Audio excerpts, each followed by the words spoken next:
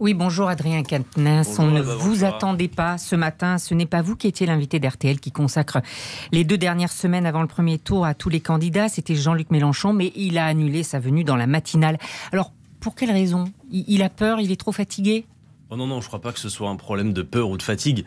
Non, je crois que... Bon, d'abord, je ne suis pas sûr que ça passionne vos auditeurs. On est là pour parler du programme et de ce que nous allons faire à 5 jours de l'échéance. Nos auditeurs, ils attendaient Jean-Luc Mélenchon. Oui, je sais bien. Et Jean-Luc Mélenchon, même s'il a cette faculté d'avoir des hologrammes, il peut malheureusement pas être partout.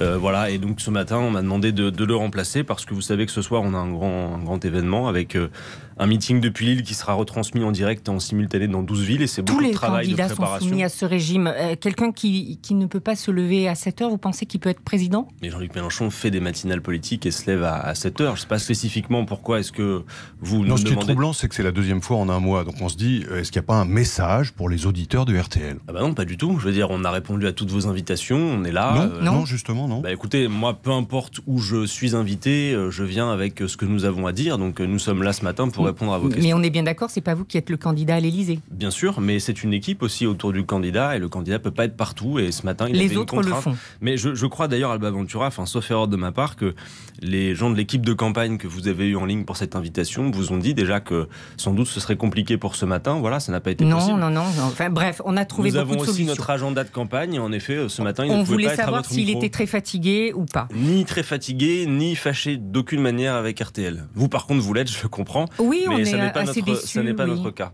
Alors, l'actualité en Ukraine, Adrien Quatennens, ce sont ces centaines de cadavres, ces charniers découverts à Boutcha. L'armée russe parle d'une mise en scène d'un faux récit, mais ne présente aucune preuve de ce qu'elle avance. On peut parler, selon vous, de mise en scène ? Non, je ne le crois pas. Les images qu'on voit montrent qu'à Boutcha, il y a eu un massacre. Et c'est l'armée russe qui était sur place. Et donc maintenant, ce qu'il nous faut, c'est diligenter une enquête indépendante. C'est la raison pour laquelle nous souhaitons soutenir l'initiative de l'ONU pour une enquête indépendante qui permette de faire toute la lumière sur ce qu'il convient, au vu de ce que l'on a perçu et vu, d'appeler un crime de guerre. Voilà, et les responsables de crimes de guerre doivent répondre de leurs actes. Alors ils pourraient d'autant mieux le faire que la Russie et les États-Unis, ce qui n'est pas le cas à cette heure, auraient signé les conventions internationales permettant cela. Car il faut signer ces conventions internationales pour permettre que ces crimes de guerre soient jugés. Et ça n'est aujourd'hui pas le cas. Mais oui, ce que nous avons vu à Boutcha est absolument détestable. Et en attendant, comment on peut répondre par des sanctions à ces horreurs, à cette barbarie ? Écoutez, comme depuis le début de ce conflit, il s'agit de dire qu'entre la guerre totale entre puissances nucléaires que personne ne peut raisonnablement souhaiter et la diplomatie, tout doit aller à la diplomatie. Alors par contre, c'est clair, vu les agissements de Vladimir Poutine, il faut accroître sur lui la pression et l'accroître fortement. Alors toujours bien prendre en garde parce que des sanctions économiques tous azimuts qui auraient pour effet soit de finalement solidariser le peuple russe avec Vladimir Poutine, ça serait finalement contre-productif. En revanche, c'est frapper durement au portefeuille la petite clique politique d'oligarques autour de Vladimir Poutine pour l'isoler, pour que ces gens qui sont autour de lui finissent par se dire « mais que fait-on à suivre ce personnage qui choisit la guerre ?» Là aussi, nous avons quelques difficultés, parce que vous avez vu qu'en France, les oligarques russes, pour l'instant, je crois qu'on a saisi trois yachts et quelques terrains et propriétés. Mais en réalité, ce que nous devrions faire, c'est les sanctionner durement, notamment via les systèmes bancaires. Or, vous savez, Alba Ventura, que beaucoup d'oligarques russes ont de l'argent dans les paradis fiscaux européens. Et il se trouve que nous les attaquons d'autant moins par ce biais-là que nous avons aussi nos oligarques à nous et qu'Emmanuel Macron, et oui, il a quand même une responsabilité là-dedans, il a fait retirer de la liste des paradis fiscaux européens un certain nombre de pays lors d'une négociation précédente. Donc, en effet, c'est d'abord autour des oligarques et sur les oligarques qu'il faut frapper fort pour isoler Vladimir Poutine et le ramener à une solution diplomatique. Adrien Quatennens, qu'est-ce que vous faites aujourd'hui, vous allez l'entendre, de ces propos de Jean-Luc Mélenchon ? Les Russes ne sont pas des adversaires. Je considère que ce sont les États-Unis d'Amérique qui sont dans la position agressive et non pas la Russie. Alors ce sont des propos qui sont bien sûr antérieurs à l'invasion de la Russie, il faut le préciser, mais ils font partie de toute une série de défenses de la Russie, y compris d'ailleurs quand la Russie intervenait très brutalement en Syrie, avec ce qui a été qualifié de crime de guerre. Et quand on entend tout ça, on a quelques doutes sur le fait que Jean-Luc Mélenchon à l'Élysée, la France et ses valeurs serait bien défendu. Je suis pas sûr que vous ayez des doutes parce que vous êtes intelligent et que vous comprenez un raisonnement géopolitique dans sa globalité. C'est des doutes qui me sont inspirés par toutes ces déclarations. Deux choses. Vous mettez dans le lot la Syrie. Sur la Syrie, cas particulier, à l'époque, souvenez-vous, il y avait une alliance de circonstance contre Daesh. Et ce que Jean-Luc Mélenchon disait, c'est qu'à l'époque, il s'agissait de couper les circuits de Daesh. Et cela, en effet, c'était quelque chose qu'il fallait soutenir. Au prix de crimes de guerre. Non, justement, c'est pourquoi nous en sommes émus des crimes de guerre, évidemment, comme à chaque fois. Vous savez, la seule boussole... Qu'est-ce qui explique cette fascination de Jean-Luc Mélenchon pour Poutine? On a l'impression que... Bon, François Langlais, il n'y a aucune fascination. Et d'ailleurs, permettez-moi de faire une clarification. Le discours a changé, honnêtement, mais depuis l'invasion. Mais ce qui préoccupe, c'est les années qui précèdent. Ce que vous ne dites pas à vos auditeurs, c'est que le discours de François Hollande a changé après l'invasion. Le discours de M. Macron a changé après l'invasion. Le discours de M. Zelensky a changé après l'invasion. Non, François Langlais. Été aussi proche des positions de la Russie que François Langlais. Alors d'abord, une bonne fois pour toutes. Qu'il y ait une classe politique en France proche de Vladimir Poutine sur le fond, c'est évident. L'extrême droite française, Madame Le Pen par exemple, qui a imprimé un tract où on la voit en photo avec Vladimir Poutine, chose qui visiblement ne lui est pas trop reprochée. On parle de vous, vraiment. Oui, non mais justement, moi je vais vous dire, nous, Monsieur Langlais, nous avons une particularité, nous sommes des écologistes, des anticapitalistes. Pro-Poutine n'est donc pas dans nos moyens. François Langlais supportait qu'en Russie, nous ne voterions pas pour Vladimir Poutine. Que les amis de Jean-Luc Mélenchon en Russie, ceux que nous faisons intervenir dans nos meetings aujourd'hui, sont dans le front anti-guerre et pour ce seul fait risquent 15 années de prison. Non mais si vous voulez, dès l'instant où Poutine choisit la guerre, je crois que l'invasion a commencé à 5h30, à 7h du matin, Jean-Luc Mélenchon condamné. Quand M. Macron a reçu Vladimir Poutine à Versailles, mais nous avons toujours été clairs, ça que je veux dire, Alba Ventura, c'est qu'en fait, si on se prive d'une analyse géopolitique consistant à dire qu'il y a les questions des frontières en Europe qui sont sujettes à des tensions. Ce que dit Jean-Luc Mélenchon depuis 10 ans, pas que lui veuille toucher les frontières, il dit simplement la question des frontières pose des tensions en Europe. Oui, il y a des républiques souveraines et indépendantes. Mais bien sûr, bien sûr. C'est une autre façon de le dire, voyez-vous. Non, pas du tout. Alba Ventura, entendez-moi, soit vous êtes persuadé d'ambiguïtés qui n'en sont pas, et ce que vous ne reprochez pas à ceux qui vraiment ont des ambiguïtés avec le pouvoir de Vladimir Poutine. Enfin, être non aligné, ça veut dire être ni dans un camp ni dans l'autre. Mais ça ne veut pas dire neutre. En l'espèce, quand Vladimir Poutine choisit la guerre et envahit le voisin, évidemment que nous le condamnons. On en a appris un peu plus sur la mort de Jérémy Cohen, ce jeune homme juif de 31 ans percuté par un tramway mi-février à Bobigny. Ce que l'on a appris, c'est qu'il avait été agressé juste avant par une dizaine de jeunes et c'est en s'enfuyant qu'il a été écrasé par le tramway. Sa kippa a été retrouvée sur place. Est-ce que vous considérez que c'est un meurtre antisémite ? En tout cas, on a besoin de toute la lumière sur ce sujet. J'ai vu qu'aujourd'hui, la justice et le procureur ne retiennent pas ce caractère, mais les éléments qui ont été apportés depuis, puisque c'est arrivé le 17 février, au début, c'était simplement, on avait l'information qu'un tramway avait percuté. Et il y a une vidéo horrible maintenant qui vient on sait qu'il y a eu une agression. Le caractère antisémite à cette heure n'est pas reconnu par la justice, mais moi je soutiens la famille dans sa demande d'éclaircissement et si le procureur reconnaît le caractère antisémite, alors il faut les soutenir absolument, parce qu'on doit avoir la vigilance absolue. En attendant, à cette heure, c'est bien à la justice de faire la lumière et sauf erreur, ce matin, 7h45, la justice ne reconnaît pas le caractère antisémite de cette agression. Mais je veux, avec la famille de Jérémy Cohen, nous voulons la lumière et que toute la justice et la vérité soient faites sur cette affaire. Une question sur votre programme. Votre candidat veut créer un service public de l'eau, de l'énergie, service public du médicament, de la petite enfance, service public du handicap et même un service public des punaises de lit. La France insoumise de votre parti, donc c'est une France où l'État décide de tout et produit tout.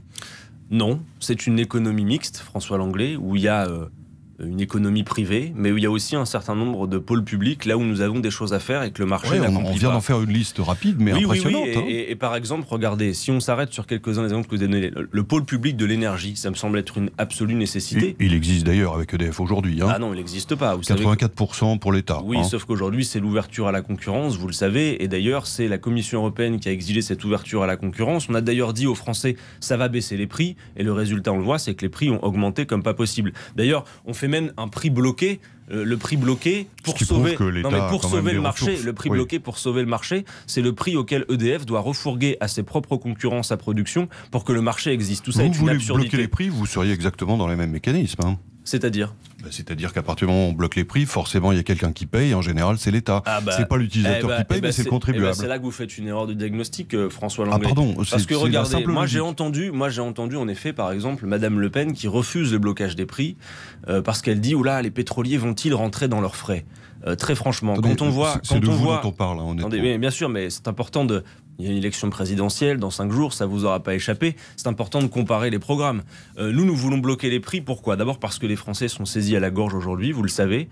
Et il n'est pas vrai que même si l'on bloquait les prix à la baisse, comme nous le proposons à 1,40 avec Jean-Luc Mélenchon, les pétroliers n'en seraient pas à leurs frais. Et quel pétrolier va pouvoir refuser un marché de 67 millions de consommateurs comme la France ? François Langlais, quand on a bloqué les prix en 1991 pour la guerre du Golfe, on n'a pas vu qu'il y ait de pénurie. Quand M. Macron a bloqué les prix du gel hydroalcoolique dans la crise sanitaire, on n'a pas vu qu'il y ait de pénurie non plus. Par contre, dire que c'est le contribuable qui doit payer, ça non. Ça veut dire qu'en effet, bloquer les prix, réguler les prix, c'est faire peser la charge sur notamment les pétroliers. Quand vous voyez que Total a réalisé 4,2 milliards de profits en 2021 en pleine crise, ce qui est un record, on se dit qu'ils ont de quoi payer en effet. Et d'ailleurs, dans les Outre-mer aujourd'hui, François Langlais, vous le savez, mais c'est 153 prix qui sont bloqués par le préfet qui peut administrer des prix pour soulager les Français. Donc oui, avec Jean-Luc Mélenchon, nous allons bloquer les prix, le prix du carburant à la baisse, le prix de 5 fruits et légumes et de produits de première nécessité. C'est pas forcément des mesures pérennes, mais c'est pour soulager les Français immédiatement. Pour le reste, vous savez, nous voulons augmenter le SMIC, faire en sorte que personne ne vive sous le seuil de pauvreté. On va revenir, soulager les gens, c'est le plus important. Sur quelques déclarations récentes de Jean-Luc Mélenchon. Est-ce que vous avez vraiment cru que l'une des propositions du candidat Macron consistait à exploiter des enfants de 12 ans en les mettant en apprentissage? Mais, écoutez, vous avez vu comme moi Emmanuel Macron, vous n'êtes pas sa porte-parole ce matin à la Baventura. Non, mais je me demandais si vous pensez que cet homme qui est président de la République ne connaît pas les conventions internationales qui interdisent aux enfants de travailler avant 16 ans. En tout cas, on peut se poser la question, parce que quand à Fouras, je crois le 21 mars, Emmanuel Macron dit, j'ai noté la phrase, parce que ça ne peut pas souffrir d'ambiguïté, il dit... On a besoin qu'on connaisse vos métiers, ce sera alternance, apprentissage, orientation dès la 5e. C'est lui qui l'a dit, c'est pas moi. Oui, c'est connaître, encore une fois, je ne veux pas me faire l'avocate de qui que ce soit, mais c'est connaître les métiers. C'est pas envoyer en apprentissage à partir de 12 ans. C'est texto. D'accord, texto, reprenez la séquence vidéo. Et donc vous pensez vraiment qu'on va exploiter en France les enfants de 12 ans ? Alba Ventura. On va exploiter en France les enfants de 12 ans. Mais répondez juste à cette question. Et moi, je réponds à votre question. Emmanuel Macron a dit à ce restaurateur qui l'interrogeait, alternance, apprentissage, orientation dès la 5e. Pour mieux connaître les métiers. Mais mieux connaître les métiers, c'est une chose, mais en effet, envoyer les gamins dès la 5e en apprentissage, c'est ce qu'il avait dit. Alors après, il a reculé. Mais d'ailleurs, on peut se satisfaire d'une chose. Vous croyez vraiment qu'on va donc envoyer les enfants de 12 ans non, puisque M. Macron a reculé à la mine. Non, c'est pas ce qu'on dit. Ventura, arrêtez vos caricatures. Là, les auditeurs se rendent compte de la manière dont vous traitez cette interview. C'est un peu vous qui caricaturez, il me semble. Écoutez, quand Emmanuel Macron dit apprentissage, alternance dès la 5e, ça a le mérite d'être clair. Et ensuite, il recule. Et ensuite, son équipe de campagne vous envoie des petits textos comme à tous les journalistes pour dire voilà, en fait c'est pas Monsieur Macron n'a pas dit ce qu'il a dit, vous voyez. Moi j'observe qu'en 2 semaines Emmanuel Macron a reculé sur 2 sujets sous les arguments de Jean-Luc Mélenchon. Celui-ci, l'apprentissage pour tous dès la 5e, il a dit qu'il ne l'avait pas dit, or il l'a dit et il y a une vidéo qui circule où on voit qu'il l'a dit. Donc le deuxième sujet, c'est l'apprentissage dès la 5e. On va continuer parce que le temps presse. Parce que ça va vous intéresser à Ventura. Le deuxième sujet, c'est sur le RSA. Vous savez, Monsieur Castex était venu sur TF1 dire pour celles et ceux qui sont allocataires du RSA, il y aura 15 à 20 heures. Et il avait parlé d'emploi et de stage. Et puis finalement, en effet, Jean-Luc Mélenchon a dit attendez, il y a des conventions internationales, de l'Organisation internationale du travail. Forcer les gens à travailler, ça n'est pas possible. Monsieur Macron aurait mieux à faire pour créer de l'emploi. Et bien là-dessus aussi, il a reculé. Donc quand je vois qu'en 2 semaines, sur 2 sujets qu'il a posés dans la campagne, Emmanuel Macron recule sur nos arguments, je suis assez enthousiaste pour le second tour entre Jean-Luc Mélenchon et Emmanuel Macron, en effet. Dans le même genre, on a entendu Jean-Luc Mélenchon dénoncer le fait que pour produire 1 kilo de viande, il faut 15 000 litres d'eau. C'est un calcul qui est très controversé. L'INRA, ce sont des vrais spécialistes, des scientifiques. La recherche agronomique, c'est ce qu'on fait de mieux en France. L'INRA dit c'est entre 550 et 700 litres d'eau. C'est pas pareil quand même. Ouais, franchement, je vais regarder dans le détail. Vous savez, François Langlais, c'est un peu l'outrance, quoi, de ces propos qui posent problème. Écoutez, il n'y a pas d'outrance. Si vous croyez que c'est de l'outrance, de considérer qu'aujourd'hui, quand vous les avez... chiffres, c'est sérieux, quand vous avez... Mais bien sûr, et d'ailleurs, on a chiffré en détail notre programme, et je crois que vous avez regardé ça avec attention. Écoutez, quand vous avez aujourd'hui... On est à 5 jours d'une élection présidentielle, là. Et on a 15 minutes d'entretien, et ce qu'il faut faire, c'est éclairer ceux qui nous écoutent pour qu'ils puissent savoir ce que les uns et les autres proposent. On a une urgence sociale dans ce pays. François Langlais, après le quinquennat de M. Macron, c'est 5 personnes qui possèdent autant que 27 millions de Français. 5 milliardaires possèdent autant que 40% de la population. On ne peut pas continuer comme ça. De la même manière... C'est des chiffres qui oui, n'ont c'est pas des de chiffres réalité. Et ça vous intéresse. Si ça a une réalité. François Langlais, 10 millions de personnes qui vivent sous le seuil de pauvreté, on peut pas le contester. On ne peut pas le contester. Vous avez l'air de le contester. Non, c'est la politique. C'est juste vos mesures, vos chiffres. Vous rajoutez 3 zéros partout. Donc ça fait beaucoup. Non, François Langlais, vous ne pouvez pas dire ça. C'est inexact. Que vous soyez un peu... irrissé ce matin par le fait que Jean-Luc Mélenchon n'ait pas eu l'occasion de venir. Il serait devant nous, je lui dirais exactement la même chose. Alors écoutez-moi un instant et supportez qu'on développe un argument politique, sinon l'interview n'est plus possible. Je vous dis qu'aujourd'hui, la politique qui a été menée ces 5 années, vous dites qu'il y a des inégalités. Elles ont été considérablement aggravées, d'une part. Ensuite, c'est un quinquennat perdu pour le climat, alors que le dernier rapport du GIEC devrait toutes et tous autour de cette table nous inquiéter extrêmement. C'est un quinquennat de mépris, de brutalité, il faut en sortir. Dans 5 jours, on a une élection présidentielle, voilà l'enjeu. Alors la grande question, c'est de savoir... vos réserves de voix, Adrien Quatennens, dans les jours qui viennent, là ?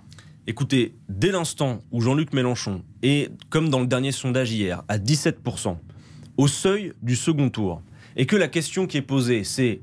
a priori pour les 5 jours qui viennent, qui de Madame Le Pen ou de Monsieur Mélenchon face à Emmanuel Macron?